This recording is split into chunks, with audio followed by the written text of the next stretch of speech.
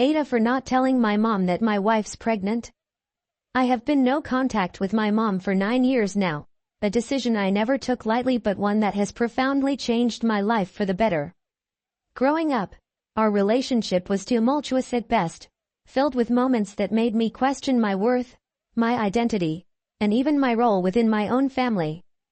My early memories of her are not the nurturing ones many cherish.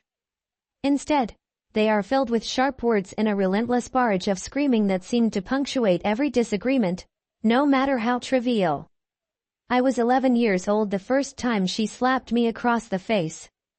Her words, "If you look back one day and think to yourself that you had a tough childhood, well, you brought it on yourself," still echo in my mind. I can't even recall what I had done to provoke such a reaction, but I remember the sting of both her hand and her words. I wasn't a bad kid, at least. I don't think I was. Sure, I argued with my sister occasionally, but what siblings didn't? Even now, I struggle to pinpoint what it was about me that seemed to draw out her anger. As I grew older, the atmosphere at home shifted in unsettling ways. My mom started dating again, bringing home a string of boyfriends, each one more unsettling than the last. For my sister and me, this meant walking on eggshells around these strangers who were suddenly thrust into our lives. We were expected to be warm, welcoming, and accepting, regardless of how we felt. Failure to meet her standards of enthusiasm often resulted in more yelling. One boyfriend in particular stands out in my memory, a volatile alcoholic who became a dark cloud over our teenage years. They were together from the time I was 15 until I turned 17. And those years were marked by tension and fear. This man's temper was as unstable as his drinking habits, and our family vacations became something I dreaded. He had purchased a caravan, and every holiday seemed to revolve around it. Without fail, these trips would descend into chaos when he got drunk and angry. I vividly remember one such holiday when his fury erupted, and we were forced to leave the caravan and wander aimlessly, trying to avoid his wrath. We spent hours in malls or parks, biding our time until the storm passed. When the next trip was proposed, I told my mom I didn't want to go. Her response was an impassioned lecture about family unity and how we needed to stick together, as though enduring his tirades was some twisted form of loyalty. Reluctantly, I went along, and as expected, he got drunk again. It was another miserable, wasted experience, reinforcing my growing resentment. The weight of these experiences, compounded by countless smaller incidents, began to chip away at my sense of stability. I felt like an outsider in my own family, as though my voice, my comfort, and my feelings were always secondary to her relationships. Her needs, her boyfriends, and her image came first. That was a pattern that would define much of my life with her and lay the groundwork for the eventual decision to go no contact. When I reflect on those years, I can't help but think of the pressure we were under to normalize what was, by any standard, abnormal. The adults in my life failed to protect us, and instead, we were expected to adapt to situations that no child should endure. Looking back, I can see the fractures that began to form in our family during those years, but as a teenager, all I knew was the pervasive sense of being trapped. Every holiday, every outburst, every moment of being told to accept what felt unacceptable added layers to my growing disillusionment with the idea of family. It was a lesson I never wanted to learn, that family could sometimes be the source of your deepest pain. The day my mom asked, "Why are you like this?" marked a pivotal moment in our already strained relationship. The words that left my mouth were a knee-jerk reaction, born out of years of suppressed anger, frustration, and a desperate need to be heard. "Because I don't like you." The silence that followed was brief but suffocating, and her face contorted with fury. Without hesitation, she declared that I was no longer welcome in her house and sent me to live with my dad. I was 17. Reflecting on it now, I realize it wasn't the first time this had happened. At 15, I had also been sent to my dad's house for reasons that remain hazy in my memory, buried under layers of chaos and emotional upheaval. Living with my dad wasn't much better, though it was different. He had a girlfriend who made the atmosphere at his house feel just as stifling, albeit in a more passive way. I was always uncomfortable there, constantly feeling like an outsider intruding on someone else's space. There was no warmth, no sense of home. It was just a place to sleep, a temporary refuge from my mom's wrath, but not a solution to the deeper issues brewing in my life. One incident stands out vividly from that time, encapsulating the dysfunction that seemed to follow me no matter where I went. I was around 15 or 16, staying at my dad's house, when my mom went out and left her boyfriend home with my younger brother. Predictably, her boyfriend got drunk and started sending her angry, incoherent messages. Recognizing the potential danger, she contacted my dad and asked him to pick up my brother. My dad agreed, but, for reasons I still don't understand, chose to stay in the car while I went inside to retrieve my brother. I found my brother in his room, hurriedly packing a bag as I stood in the doorway, anxious to get him out of there. Before we could leave, my mom's boyfriend appeared, his face flushed with anger and alcohol. He loomed over me, yelling about how I had picked sides and warning me not to come back. His aggression was palpable, and for a brief, terrifying moment, I thought he might actually hit me. I can't remember exactly what I said in response, something neutral and disarming, like okay, though my heart was pounding in my chest. Once my brother was ready, I guided him out of the house and into the car, where my dad was waiting. The whole ordeal left me shaken, another reminder of the instability that seemed to define my family life. Years later, when I was around 22, my mom entered another relationship, this time with a man who was only 27, just a few years older than me and my sister. His presence in our lives was uncomfortable from the start. My mom seemed completely infatuated, and she didn't bother to hide it. Whenever he was over, they would stand in the lounge room in front of the heater, wrapped around each other in a way that felt entirely inappropriate, especially with us in the room. Then, without fail, they would retreat to her bedroom, leaving an air of awkwardness and discomfort in their wake. By this point, my sister and I were both adults with our own lives. We had significant others, cars, and the freedom to leave whenever we wanted. And we did frequently. But my younger brother didn't have that luxury. He was still a kid, trapped in an environment that was becoming increasingly toxic. One day, I asked him if he felt uncomfortable with the situation, and he admitted that he did. His honesty weighed heavily on me, filling me with a sense of guilt and helplessness. I decided to confront my mom, hoping she would understand and make changes for his sake. Instead, my words were met with denial and rage. The next day, she cornered me, screaming in my face. She claimed that she had asked my brother how he felt and that he had told her he was fine with everything. She accused me of lying, twisting my concern for my brother into some kind of personal attack against her and her relationship. It was exhausting, disheartening, and yet another example of how any attempt to address issues in our family was met with deflection and hostility. By this point, I was beginning to see a pattern, one that had been present all along but was only now becoming clear to me. My mom's needs, her relationships, and her image always took precedence over everything else, including the well-being of her children. She would rather rewrite reality to suit her narrative than face the uncomfortable truths that came with being a parent. It didn't matter how valid our feelings were or how much we tried to communicate them. In her eyes, we were obstacles to her happiness, not individuals with our own needs and emotions. The weight of these experiences, compounded over the years, began to take its toll on me. Each incident added another layer of resentment and hurt, and the idea of maintaining a relationship with my mom felt increasingly untenable. Her inability or unwillingness to prioritize her children's well-being over her own desires made it clear that there would always be a gap between us, one that no amount of effort on my part could bridge. During this time, I was navigating one of the most difficult periods of my life. I was working as an apprentice, trying to make something of myself while dealing with a boss who seemed to take pleasure in tearing me down. He didn't even bother to learn my name during the 4 months I worked under him.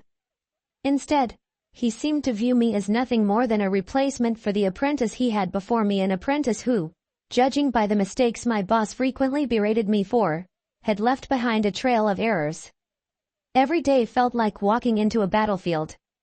I tried my best to learn, to adapt, to improve, but nothing I did ever seemed good enough for him. He would belittle me, shout at me, and nitpick every single thing I did. Operating under such constant scrutiny and criticism left me drained and on edge. Anxiety became my constant companion, and most days, I would come home either on the verge of tears or already crying. My mom, to her credit, noticed how deeply this was affecting me. She saw me unraveling under the weight of the stress and told me that if I wanted to quit, she would help me out until I found a new job. At the time, her words felt like a lifeline, a rare moment of support from someone who had so often been a source of turmoil in my life. I took her at her word, deciding to prioritize my mental health and leave the toxic work environment. For a brief moment, it seemed like things might improve. But, as had become the norm in my life, that hope was short-lived. About a month later, just as I was on the verge of starting a new job, my mom informed me that the rental house she was moving into had fewer bedrooms. She gave me two options: find my own place or move 4 hours away to live with my dad. Her words hit me like a punch to the gut. The promise of support she had made just weeks earlier now felt like a cruel joke.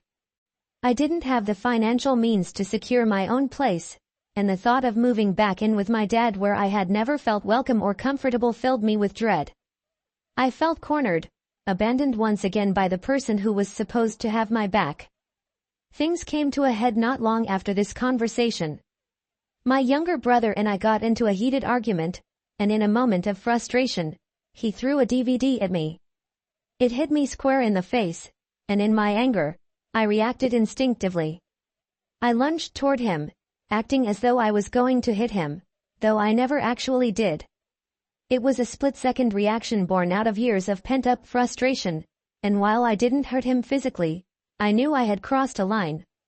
I've since apologized to him for the way I retaliated, and even now, I feel a deep sense of guilt over how I handled that moment. My mom, however, saw things differently. She came into the room, witnessed the aftermath, and made a snap decision: I was to leave the house immediately. There was no discussion, no attempt to understand what had happened or why. She simply kicked me out on the spot. That night, I slept in my car, the weight of everything crashing down on me. It wasn't the first time I had been forced out of her house, but something about this time felt different. It was the final straw. That night, as I lay in the cramped, uncomfortable confines of my car, I made a decision that would change the course of my life. I was done. Done with the screaming, the instability, the constant feeling of walking on eggshells. Done with being made to feel like I was a problem rather than a person. Done with my mom. From that moment on, I resolved to go no contact with her. It was not a decision I made lightly, but it was one I knew was necessary for my own mental and emotional well-being. In the years that followed, I've had countless family members and even some of my mom's friends reach out to me, urging me to reconcile with her. Their messages were always the same: I should talk to her again, I should forgive and forget, I should let her back into my life. Not once did anyone ask how I was doing or try to understand why I had made the decision to cut ties. It was as though my feelings, my experiences, and my pain were irrelevant. The focus was always on her, on how I should accommodate her, as though the years of turmoil and mistreatment were insignificant. I've never told anyone the full story of why I went no contact. Part of me fears getting dragged back into the he said she said drama that seemed to dominate so much of my life growing up. I know that my mom has her own version of events, and I have no interest in engaging in a battle of narratives. But even without me sharing my side, I've been accused of twisting the story to make myself look better. My younger brother, who still lives with her, has outright said as much. The irony is that I've never tried to defend myself or paint myself in a favorable light. I've simply stayed silent, choosing to prioritize my peace over the endless cycle of accusations and justifications. Despite the distance I've put between myself and my mom, the shadow of our relationship continues to loom over my life. When my wife and I announced that we were expecting our first child, the joy of that moment was quickly overshadowed by the inevitable questions from my siblings. Are you going to tell Mom? The answer was, and remains, a firm no. I've worked hard to create a life free from the chaos and drama that defined my upbringing, and I have no intention of reopening that door. But my decision has not been without consequences. My sister, who has her own child, recently messaged me, telling me that her daughter has been in and out of the hospital and that I should just tell Mom because it would be one less thing for her to deal with. Her words felt like manipulation, an attempt to guilt me into doing something I knew would only bring more stress into my life. In the heat of the moment, I chose not to respond, knowing that no good could come from engaging. My sister didn't stop there. She reached out to my wife, saying that both my mom and I had stuffed up big time and that I should just tell her. The implication was clear. I was being unreasonable, selfish even, for maintaining my boundaries. But what my sister and others fail to understand is that this decision wasn't made out of spite or stubbornness. It was made out of necessity. Every time I've let my mom back into my life, it has only brought more pain, more conflict, and more heartache. I refuse to let that cycle continue, especially now that I'm starting a family of my own. This should be one of the happiest times of my life, a time of excitement and anticipation as my wife and I prepare to welcome our child into the world. But the specter of family drama threatens to overshadow it, adding an undercurrent of stress to what should be a joyful chapter. I feel conflicted, torn between the desire to protect my peace and the fear of alienating my siblings and their children. But deep down, I know that I can't go back. The cost is simply too high. As the weeks passed, the weight of my decision not to tell my mom about my wife's pregnancy lingered like a shadow over what should have been one of the happiest times in my life.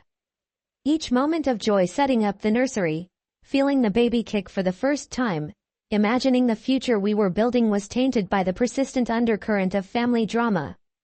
My siblings seemed determined to pull me back into the chaos I had spent years escaping, using every angle they could to guilt me into breaking my silence. My sister's messages about her daughter's illness weighed heavily on me. It wasn't that I didn't care. I loved my nieces and nephews and wanted to be present in their lives, but the way she framed it felt manipulative. Tying my niece's health to my decision about my mom only stirred feelings of anger and frustration. Was I supposed to set aside years of pain and toxicity just because it was inconvenient for my sister to deal with our mom's reaction?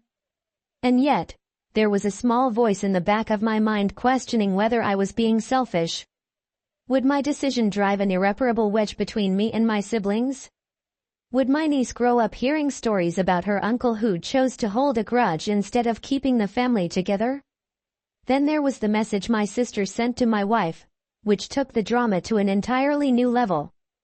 My wife, who had been my rock through all of this, was understandably upset. She saw the manipulation for what it was, but I could tell that it hurt her to be dragged into something so unnecessary. This was supposed to be our time to focus on each other and the life we were bringing into the world, yet here we were, dealing with the fallout of my mom's long shadow over my family. I kept replaying my sister's words, "You and Mom both stuffed up big time." The implication that cutting ties with my mom was somehow equally my fault gnawed at me. How could I make them understand that my decision wasn't an impulsive act of spite but a necessary step for my mental health and happiness? Every time I tried to articulate my reasons, it felt like they fell on deaf ears. To them, I was the problem because I refused to conform to the unspoken family rule of enduring my mom's behavior for the sake of unity. The closer we got to the baby's due date, the more the pressure mounted. My brother, who still lived with my mom, began sending vague messages about how I was hurting the family. He insinuated that my refusal to reach out was selfish and that I was depriving my child of a relationship with their grandmother. But what kind of relationship would that even be? My mom had shown time and time again that her needs came first, that she was willing to rewrite reality to suit her narrative. Why would I subject my child to the same dysfunction that had defined my own upbringing? The thought of her undermining my parenting or creating drama in my child's life filled me with dread. And yet, there was an undeniable ache when I thought about my nieces and nephews. I wanted to be a part of their lives, to watch them grow up and share in their milestones. But I couldn't shake the fear that any connection with them would come with strings attached, strings that led straight back to my mom. My siblings had made it clear that they didn't understand my decision, and I worried that my continued absence from family gatherings would eventually alienate me from the next generation. The birth of our baby was a moment of pure, unfiltered joy. Holding my child for the first time, I felt a sense of clarity I hadn't experienced in years. This was my family now, my wife, my child, and the life we were building together. The past didn't have to define us, and I was determined to give my child the stability and love I had always craved. But even as I held my newborn, a part of me couldn't help but brace for the inevitable backlash when the news reached my extended family. Sure enough, the messages started rolling in within days of the birth announcement. My sisters sent a long, emotionally charged text accusing me of robbing my mom of the chance to meet her grandchild. My brother chimed in with a cryptic remark about how family should stick together no matter what. Even distant relatives, people who hadn't been involved in my life for years, seemed to have an opinion. The overwhelming sentiment was that I was being cruel, that I was letting the past dictate the future in a way that was unfair to everyone involved. But for every accusatory message, there was a moment with my child that reaffirmed my decision. The peaceful nights spent rocking them to sleep, the quiet mornings as a family of three, these were the moments I had fought for. The drama and toxicity of my past no longer had a place in my life, and I was determined to protect my child from the chaos that had once consumed me. Eventually, I sat down with my wife to talk through everything. Her unwavering support was my anchor, and together, we made a plan to navigate the tricky waters of maintaining boundaries while still fostering relationships with my nieces and nephews. We agreed that I would reach out to my siblings individually, emphasizing my love for their children and my desire to be a part of their lives. But I also made it clear that my decision regarding my mom was final. If they wanted me to be present, it would have to be on terms that didn't involve her. The responses were mixed. My sister was initially defensive, accusing me of putting her in a difficult position.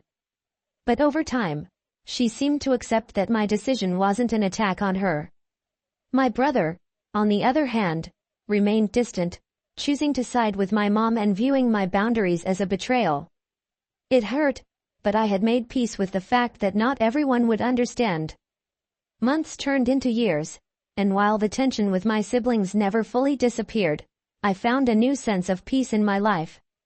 My child grew up surrounded by love, their world untouched by the dysfunction that had once defined mine. I stayed true to my decision, and though it wasn't always easy, it was the right choice for me and my family. Looking back, I don't regret going no contact with my mom. It wasn't a decision made out of anger or spite but out of self-preservation. I had to break the cycle of pain and dysfunction, not just for myself but for my child. And while the road hasn't been without its challenges, I've found a sense of freedom and happiness that once felt impossible. For the first time in my life, I'm living on my own terms, and that is something worth protecting no matter what others may think.